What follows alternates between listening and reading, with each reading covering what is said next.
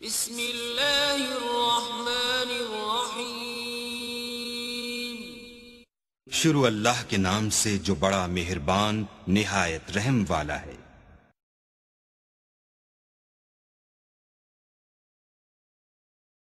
حضرت جابر رضی اللہ تعالیٰ عنہ فرماتے ہیں کہ رسول کریم صلی اللہ علیہ وآلہ وسلم نے ارشاد فرمایا، اللہ اکبر، دیکھیے کہیں کہا گیا کالا کالا نبی صلی اللہ علیہ وسلم، کہا گیا کالا کالا رسول اللہ صلی اللہ علیہ وسلم، کہیں کہا گیا کالا کالا ابو القاسم صلی اللہ علیہ وسلم۔ کیسے رنگ ہے۔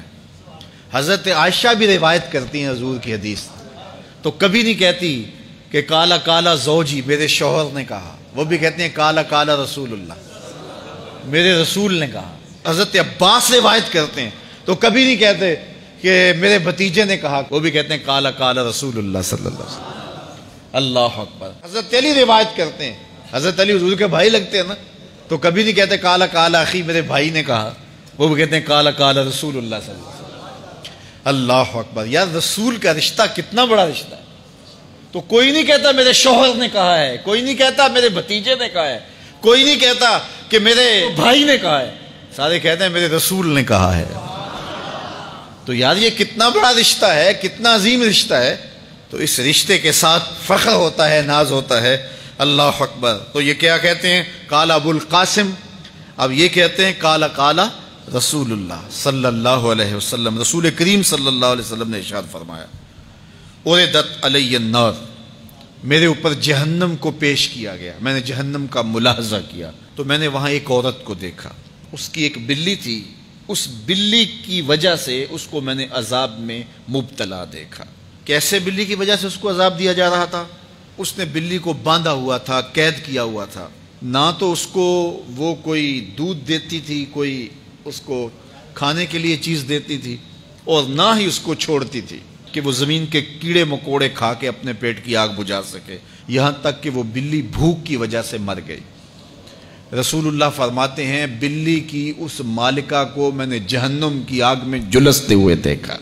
اور عمر بن عامر الخزائی، بنو خزاعہ کا شخص عمر، اس کو میں نے دیکھا اپنی انتڑیوں کو جہنم کی آگ میں دھکیل رہا ہے، اس کی انتڑیاں نکلی ہوئی ہیں اور جہنم کی آگ میں گھسیٹتی ہوئی اس کی انتڑیاں جا رہی ہیں۔ یہ پہلا شخص تھا جس نے سائبہ بنائے تھے، جانوروں کے کان چیر دیے اور بتوں کے نام پہ چھوڑ دیے، یعنی سب سے پہلے بت پرستی کا آغاز عرب میں کرنے والا بنو خزاعہ کا عمر بن عامر یہ تھا۔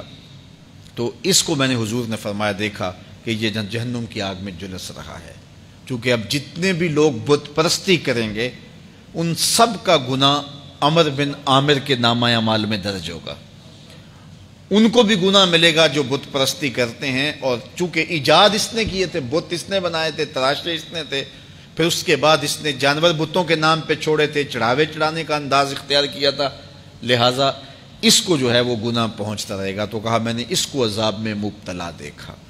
تو اگر خیر کی بنیاد رکھو گے نیکیاں ملتی رہیں گی، کھاتے کبھی بھی کلوز نہیں ہوں گے، اور اگر برائی کی بنیاد رکھو گے قیامت تک اس برائی پر جو عمل کرتے رہیں گے اس کا گناہ بھی کھاتے میں پڑتا رہے گا۔ اللہ اکبر۔ تو ہمیں اچھائی کی طرح ڈالنی چاہیے، نیکی کی طرح ڈالنی چاہیے۔ آقا کریم علیہ السلام نے ایک موقع پر فنڈ مانگا تو ایک شخص نے اٹھ کر کے پیش کیا، تو جب اس نے پیش کیا تو اس کے دیکھا دیکھی دوسرے بھی کھڑے ہو گئے، دوسرے بھی پیش کرنے لگے۔